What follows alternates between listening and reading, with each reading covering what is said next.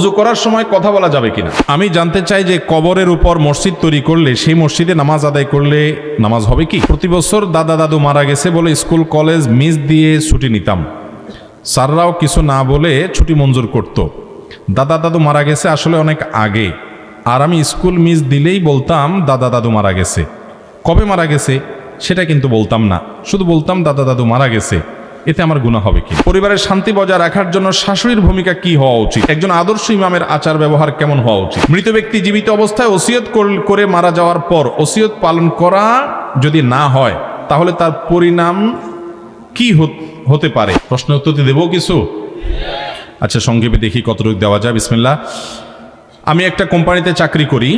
এই কোম্পানিতে জন্ম বিরতিকরণ কিছু পণ্য আছে যা আমাদের বিক্রয় করতে হয়। এটা ইসলামের দিক থেকে জায়েজ আছে কিনা? ভাইরা, কোনো মেডিসিনের দোকানে বা এরকম কোনো প্রতিষ্ঠানে আপনি চাকরি করেন যেখানে জন্ম বিরতিকরণ কোনো আইটেম, কোনো পণ্য, কোনো ঔষধ বা এই জাতীয় কিছু বিক্রি হয়, তো জন্মের অস্থায়ী বিরতিকরণ, এটা ট্যাবলেট হোক বা এই জাতীয় কিছু হোক, এগুলো যদি বিক্রি করা হয় তো সেটা বিক্রি করা নাজায়েজ বা হারাম নয়।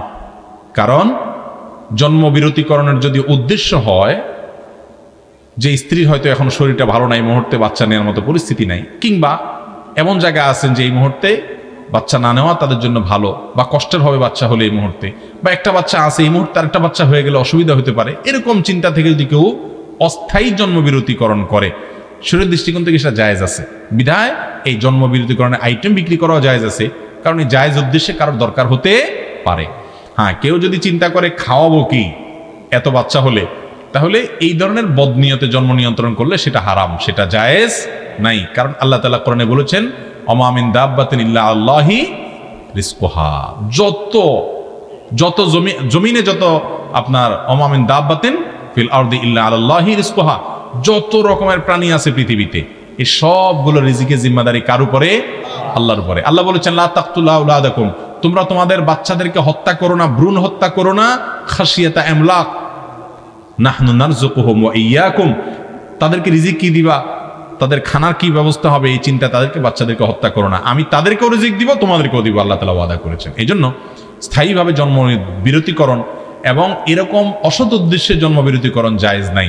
বিধায় জন্ম বিরতিকরণের যদি কোনো আইটেম বিক্রি করতে হয় সেটা জায়েজ হওয়ার যেহেতু পন্থা পদ্ধতি উপায় আছে, বিধায় এটার বেচাও জায়েজ হবে। যদি এটা হারাম ছাড়া কোনো খাতে ব্যবহারের কোনো সুযোগ না থাকতো তাহলে এটা বিক্রি করা জায়েজ হতো না।